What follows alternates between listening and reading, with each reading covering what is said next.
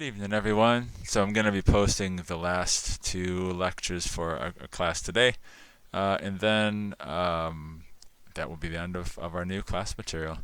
I'll be sending out an email over the weekend about what's coming up in a class, but next week is essentially the beginning of finals week and reading day. So really hope that you all are well. You've made it through. It's been again a crazy end of the semester for sure. But good luck getting finished up. You're going to be done before you know it, so just hang in there. So again, as ecologists, we have a lot that we can learn from restoration, and that's one of the reasons that I find it so exciting. I'm sure we could come up with all different kinds of reasons here. But one piece is this idea between restoration and ecological theory, right? That it's a reciprocal relationship. So we use ecological theory to try and tell us what we can expect from restoration. On the other hand, many of these restoration projects are essentially large-scale experiments, and so we can learn about nature by the way that the ecosystem responds to these kinds of manipulations. So there's a link right between the practice of restoration and then ecological theory, which we talked about back in the beginning of class. So just to think a little bit about how would we actually put numbers to this idea of restoration, right? What are the metrics we're going to look at? How are we going to show someone that that yeah, this site has recovered, it's gotten better? So one piece is this idea of indicators, right? So we want to know something about if the ecosystem is sort of reestablishing its complexity, right? And we may not measure every piece of the complexity. In a forest, we may not measure all the different kinds of habitats, but we can lock onto a couple of indicators, indicator species or metrics that we'd like to look at. Another way to think of it is the structural, functional, and emergent properties, right? So if we're thinking of the structural properties, maybe streams are the best example of this. We can look at the abiotic structure of the channel, and then we can look at the functions, what kind of nitrogen is being taken up, what kind of sediment is being taken up. And then the emergent properties are what respond to that, so what species are able to occur there. But ultimately, especially if we're doing work that is mitigation driven, we may have certain standards of restoration that we're going to have to meet based on regulatory guidance. And so that's most often the case when you're doing restoration that is being funded by places like the Clean Water Act, for instance. So an example of the last case is with the North Carolina Division of Mitigation Services, their requirements for compensatory mitigation under the Clean Water Act. So there are reports required in years 1, 3, 5, and 7 after construction. And they're required to collect data on a few things. So the first is hydrology. What has the flow been like, right? What has the amount of water moving through this stream been like? And there have to be 2 high flow events that should be documented before it can be counted for mitigation, just to make sure that the channel still holds together after a flood. And then a couple other things, the geomorphology, so the dimensions of the stream meander, the cross-sectional profile, basically making sure that the channel is still doing what it's supposed to do. Vegetation is important as well. There are some metrics about the number of native stems per acre that must be maintained. So in year 5, there have to be 260 native stems, woody stems per acre, and in year 7, 210. So these are all targets that have to be met. So you notice when we're talking about stream restoration that there are no data there on really the biotic community within the stream, right? There's no data required on fishes, on invertebrates. not even any water chemistry. It's really just, is the channel still there? And this kind of goes back to the good old field of dreams hypothesis, right? That as long as our channel is still there and it's holding together, then we're going to assume that the other species will come. If you build it, they will come. Then there's sort of a visual assessment as well. So for the site in Fletcher, this is a report that as it was getting close to close out, and so there's you can just see a couple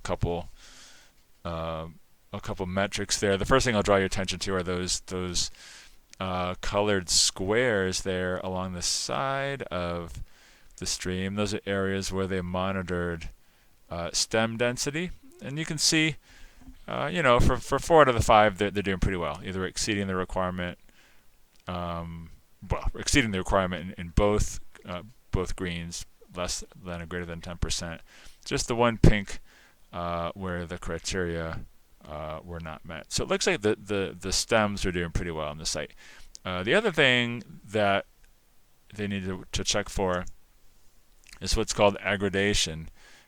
This is when the stream channel begins to accumulate sediment, and that's one thing that they have to quantify as well. So there were a couple issues with that, but in general, the stream channel was doing relatively well, and again, the riparian zone doing quite well.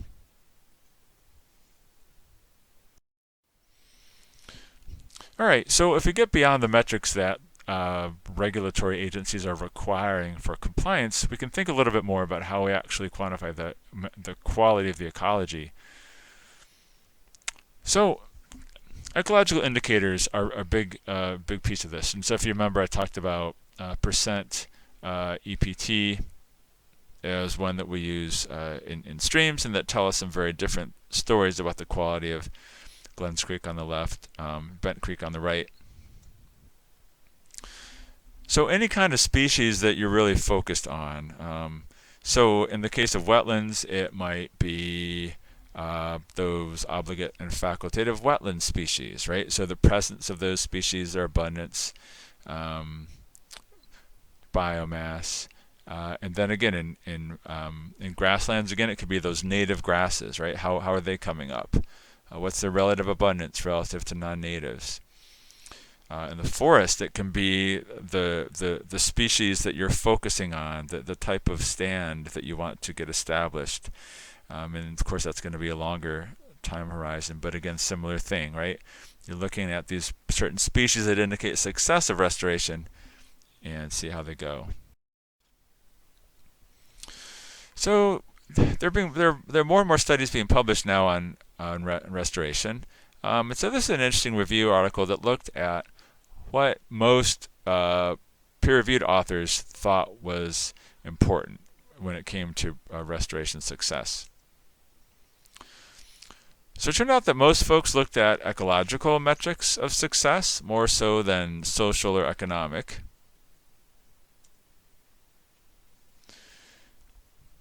And so they looked further within the ecological metrics at these three: vegetation structure, diversity and abundance, or ecological processes. Which you think were focused on the most? And so diversity and abundance was the big one, right? And again, this is, I think, because it's something that can be easily measured. So often, species diversity and abundance is going to be used as an indicator of restoration success, right? How many species can live there, and for certain indicator species, how many are there? Now they go on in this paper to actually discuss that we need more socioeconomic based metrics of restoration success.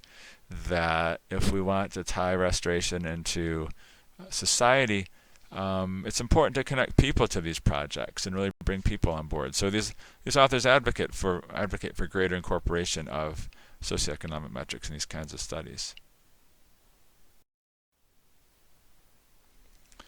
All right, so if we're going to design studies to monitor restoration projects, it can be challenging.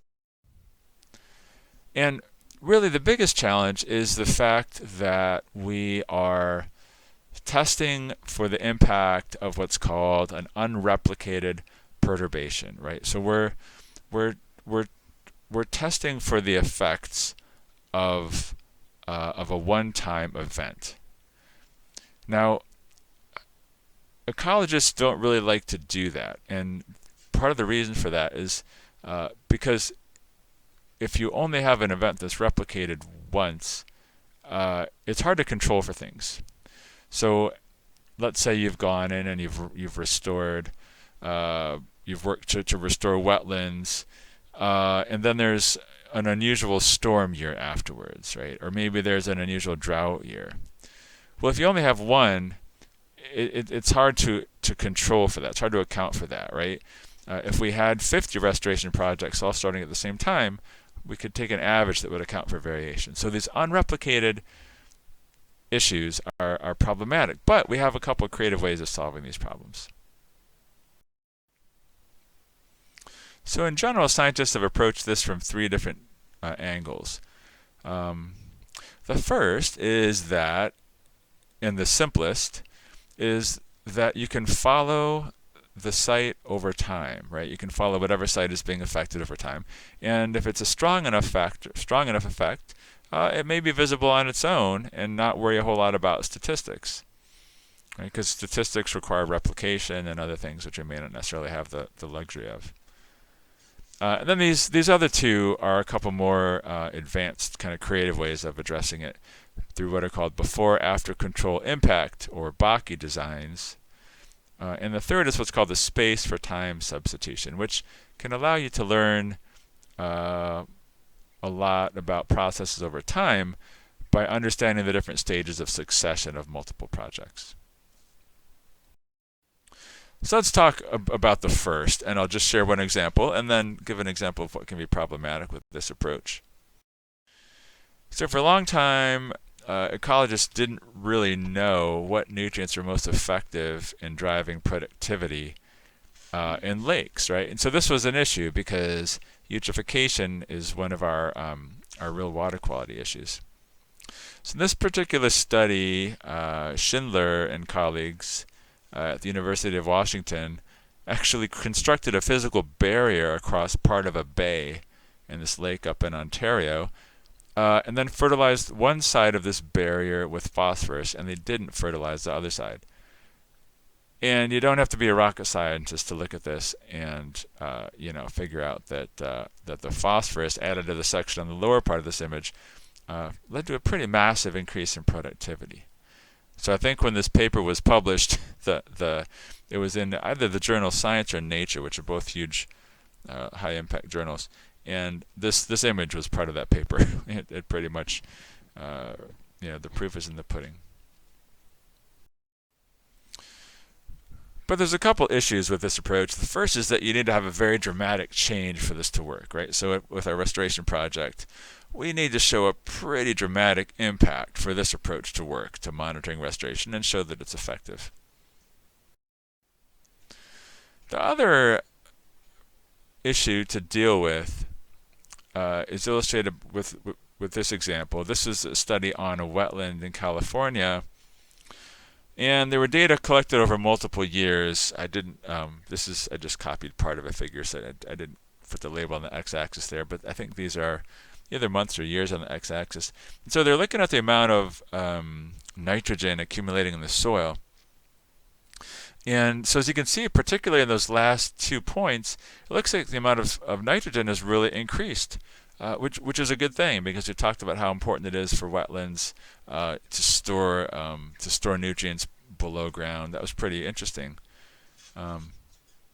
But they also had data on a natural wetland, and when you compared the data, you saw that, okay, yeah, there was an increase in this restored wetland, but it was still nowhere near the levels that were shown in this natural wetland.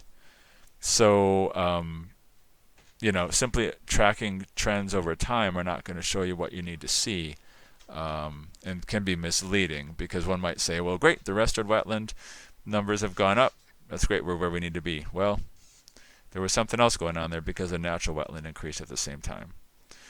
So this is a problem where we have a high level of natural variability, right? So this is why we would need a control of some kind to actually determine what's going on there. Cool. So if we go back to our objective, that we're trying to return an ecosystem to a condition that resembles its pre-disturbance state.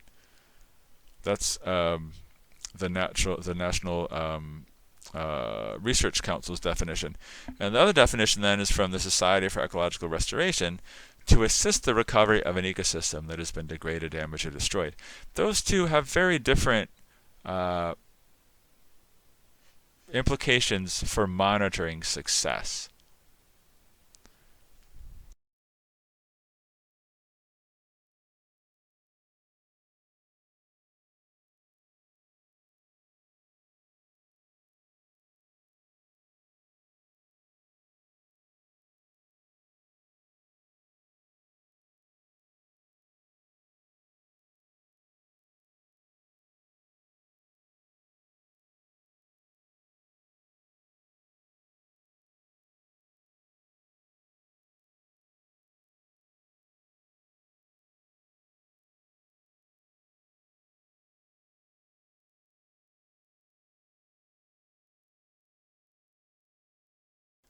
But if we look at both of the second approaches, the Bakke design and the space for time substitution, both of them rely on the concept of a reference site, something that we can use to compare our restored sites to. So going back again to this review, in this particular review, about 3/4 of studies that looked at these restoration sites had some kind of reference or control site. But there were different kinds of reference sites that were used, and the kind that you use really goes back to your definition of restoration. So if we're trying to return an ecosystem to a condition that resembles its natural state, we'd like to know something about what it was like before it was degraded, right? On the other hand, if we're just trying to assist in the recovery of an ecosystem, then what we're most interested in is getting an improvement from the state that it's in right now. So these two definitions take us to two different kinds of reference sites. So the idea of a positive reference is that this is our target, right? This is what we're going for. And so this could be, again, a historical state, or this could be a state that we would like it to resemble in the future. The negative reference, on the other hand, is our starting point from a degraded condition. And so the idea is that once we know what that negative reference is, well, we can compare our restored state to that and hopefully see a positive impact. So this is the cartoon I mentioned back in the beginning of class, the way I kind of thought of it initially, that there's a degraded condition, a pristine condition, and then the restoration effect, which is where we move kind of along that y-axis as we're moving along the x-axis. And as I mentioned, this is problematic for all kinds of ways, for all kinds of reasons, one of which is the fact that these values are fluctuating. But conceptually, maybe this illustrates those reference types. So of the studies that used reference sites, again in this review paper, only about 44% of them used a positive target reference.